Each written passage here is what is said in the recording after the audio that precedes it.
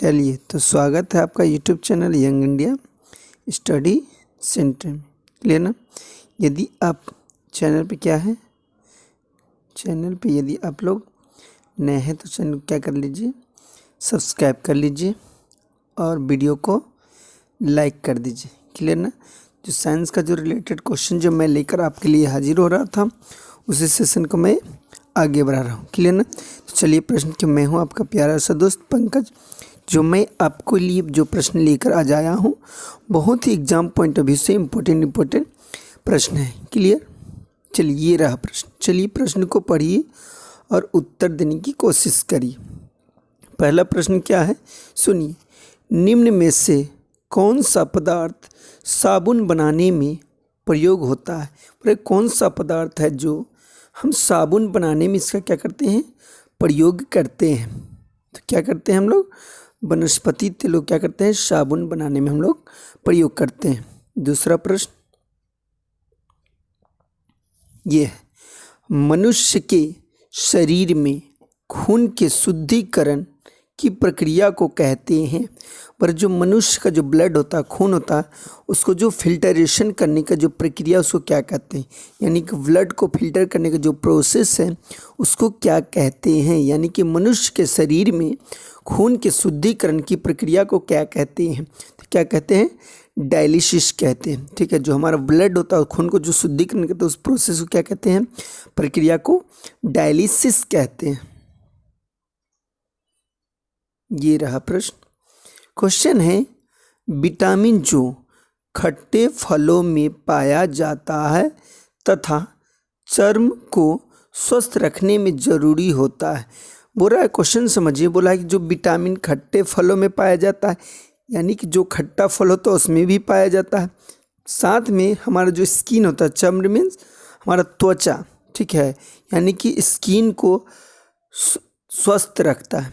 ठीक है ना। जो हमारा स्किन है उसको स्वस्थ रखता है, कौन सा है बताना। जो हमारा विटामिन जो खट्टे फल में भी पाया जाता है साथ में हमारा स्किन को भी हेल्दी रखता है, वो कौन सा विटामिन है। तो कौन सा विटामिन है, विटामिन सी है, जो खट्टे फल में भी पाया जाता है, साथ में हमारा क्या आता है, स्किन यानी त्वचा को शुद्ध रखता है। क्लियर ना। चलिए तो आगे बढ़ते हैं। यानी कि आपको बताना है कि ऐसा कौन सा है जो विटामिन, तो जान गए कि जो विटामिन सी होता है हमारा क्या होता है, स्किन के लिए बेटर होता है। इसलिए क्या कहा जाता है, जो खट्टे फल होते हैं हमारे क्या करते हैं, वो स्किन को स्वस्थ रखते हैं। चलिए ये रहा प्रश्न, इसका जवाब दीजिए। प्रश्न है कि निम्न में से किसकी कमी से मधुमेह होता है। यानी बोला है कि कौन सा ऐसा कमी हो जाता है हमारा शरीर में जिससे कौन सा रोग हो जाता है, मधुमेह रोग हो जाता है। ठीक है ना। यानी कि किसकी कमी से होता है, तो किसकी कमी से होता है, इंसुलिन की कमी से क्या होता है, हमारा शरीर में मधुमेह रोग हो जाता है। चलिए ये रहा प्रश्न, बहुत ही सिंपल और साधारण सा प्रश्न है, जवाब देने का कोशिश करिए। नेक्स्ट क्वेश्चन क्या है, पौधों एवं पेड़ों का खाना तैयार करने की प्रक्रिया को क्या कहते हैं। यानी कि जो प्लांट्स हैं, ठीक है, अपना जो भोजन बनाते हैं उस जो प्रोसेस उसको क्या कहते हैं। ठीक है। जो पेड़ पौधा वो भी खाना बनाते, इतना तो पता ही होगा आपको। उसी तरह से ये बताना है कि उस प्रोसेस को हम लोग क्या कहते हैं। ठीक है ना। जो खाना वो लोग बनाते हैं तो कौन सा प्रोसेस है, फोटोसिंथेसिस। कौन सा प्रोसेस है, फोटोसिंथेसिस प्रोसेस से क्या करते हैं, प्लांट्स जितने भी होते हैं अपना खाना को बनाते हैं, जितने भी पेड़ पौधा। वो हिंदी में बात किया जाए तो उसको बोलते हैं प्रकाश संश्लेषण। कौन सा प्रोसेस कहा जाता है, प्रकाश संश्लेषण। उसी को इंग्लिश कन्वर्ट किया है, फोटोसिंथेसिस कहा जाता है। ये रहा प्रश्न। चलिए, जैविक सिस्टम में रासायनिक क्रिया की प्रतिक्रिया को तेज करने के लिए उत्तरदायी पदार्थ है। हो रहा है कि जैविक सिस्टम में जो रासायनिक केमिकल रिएक्शन होता है उसको इंक्रीज करने के लिए, यानी कि और स्पीड यानी तेज करने के लिए उत्तरदायी जो होता है वो क्या होता है, तो क्या होता है, एंजाइम क्या करते हैं, उस प्रोसेस को, केमिकल रिएक्शन जो होते हैं जैविक सिस्टम, उसको क्या करते हैं, और इंक्रीज यानी कि बढ़ा देते हैं। नेक्स्ट है, बहुत ही इंपॉर्टेंट प्रश्न, ये बार बार एग्जाम में आपको पूछे गए। क्वेश्चन है, प्रथम भारतीय उपग्रह आर्यभट्ट कब छोड़ा गया। वो रहा जो भारत का जो प्रथम उपग्रह क्या है, आर्यभट्ट कहा जाता है। इसको कब भारत में प्रेक्षित किया गया, यानी कि भारत में कब से इसको लॉन्च किया गया था, कब छोड़ा गया था? तो कब छोड़ा गया है? 19 अप्रैल 1975 में। जो भारत का जो प्रथम उपग्रह कौन है? आर्यभट्ट है। इसको कब छोड़ा गया था, भारत से कब प्रेक्षित किया गया था? 19 अप्रैल 1975 में। ये रहा एक और बहुत ही मज़ेदार प्रश्न, ये भी एग्जाम में पूछे जाते हैं। इंसेक्ट 2A कब छोड़ा गया? जो इंसेक्ट 2A है, ये भी लॉन्चर है, ये भी कब छोड़ा गया है? तो ये कब छोड़ा गया है? 10 जुलाई 1992, ठीक है ना? 10 जुलाई 1992 में इसको लॉन्च किया गया है। क्लियर? चलिए आगे बढ़ते हैं। तो ये रहा प्रश्न, क्वेश्चन है पानी का घनत्व अधिकतम होता है, क्या होना चाहिए? अधिक, ठीक है। तो पानी का अधिकतम घनत्व कितना होता है? पानी का घनत्व अधिकतम होता है तो कितना होता है? 4 डिग्री सेल्सियस। क्या होता है? 4 डिग्री सेल्सियस पानी का अधिकतम घनत्व होता है। ये रहा क्वेश्चन है कि दाढ़ी बनाने के लिए काम में लाए जाते हैं, वो रहा कि जो हमारे सेविंग करते हैं उसमें किसको हम लोग उपयोग करते हैं, यूज़ करते हैं? किसका करते हैं? तो अवतल दर्पण का हम लोग दाढ़ी बनाने यानी सेविंग में क्या करते हैं? इसका मिरर है, इसको यूज़ करते हैं यानी कि दाढ़ी बनाने में। इसका गुण क्या है, क्यों इसको यूज़ करते हैं? कि ये छोटा प्रतिबिंब को क्या करता है? थोड़ा सा बड़े करके दिखाता है।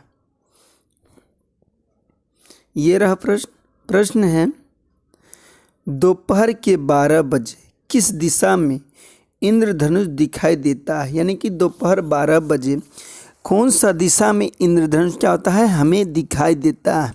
क्लियर ना? तो कौन सा दिशा में दिखाई देता है? यह नहीं दिखाई पड़ेगा। दोपहर 12 बजे क्या होगा? ये किसी भी दिशा में दिखाई नहीं पड़ेगा। जब भी इंद्रधनुष आपको दिखाई देगा सुबह या शाम के समय, ठीक है। तो इंद्रधनुष में कितने कलर हैं, इसको आप लोग ट्रिक वाइज याद करना चाहते हैं तो हमारा प्ले स्टोर में जाइए, वहाँ पे इंद्रधनुष में जितने भी कलर होते हैं उनके हम ट्रिक मज़ेदार दिया हुआ, वहाँ से आप जाकर देख सकते हैं। नेक्स्ट प्रश्न ये रहा, नेक्स्ट दूरदृष्टि निवारण के लिए काम में लेते हैं। बोला कि दूरदृष्टि दोष यानी कि ये आँख में क्या उत्पन्न एक दोष है, जिससे क्या होता है कि व्यक्ति को दूरदृष्टि दोष यानी कि दूर ही की वस्तु को स्पष्ट देख पाते हैं और निकट की वस्तु को स्पष्ट नहीं देख पाते हैं। तो इस दोष को क्या करते हैं हम लोग? दूरदृष्टि दोष कहते हैं। तो इसको निवारण के लिए बताना है कि यानी कि उपचार के लिए क्या हम लोग करते हैं। तो क्या करते हैं? दूर है तो यानी कि उत्तल लेंस होगा, ठीक है। उत्तल लेंस से दूरदृष्टि दोष यानी दीर्घ दृष्टि दोष भी इसी को कहा जाता है। इसको हम लोग क्या करते हैं? उपचार कर सकते हैं। क्लियर ना? तो चलिए आगे बढ़ते हैं। आपको इसके बारे में भी ट्रिक जानना है कि दूरदृष्टि में कौन का, निकट दृष्टि में कौन सा है। तो इससे पीछे जो एनटीपीसी का वीडियो डाला उसमें भी डिटेलिंग किया हुआ था। ये रहा क्वेश्चन है, फ्यूज का सिद्धांत है। जो फ्यूज का जो तार होता है, ठीक है ना, जो हम लोग बोर्ड में फ्यूज लगाते हैं या कोई मशीन में जो फ्यूज लगा हुआ रहता है वो किस सिद्धांत पे कार्य करता है यानी काम करता है? तो किस सिद्धांत पे काम करता है?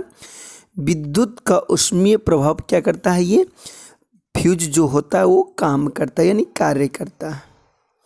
नेक्स्ट प्रश्न ये रहा, बहुत ही इम्पोर्टेंट प्रश्न है। प्रकाश का शून्यावकाश के वेग का अनुपात क्या है? जो प्रकाश का शून्य अवकाश का वेग का क्या है? तो होता है 3 × 10⁸ मीटर पर सेकेंड। यानी कि ये वाला लिखा हुआ थोड़ा सा मिस्टेक, माइनर मिस्टेक है तो माफ़ करिएगा। यहाँ चाहिए थे ऊपर में 8 मीटर पर सेकेंड। क्लियर ना? यानी कि 3 × 10⁸ मीटर पर सेकेंड। ये रहा नेक्स्ट प्रश्न।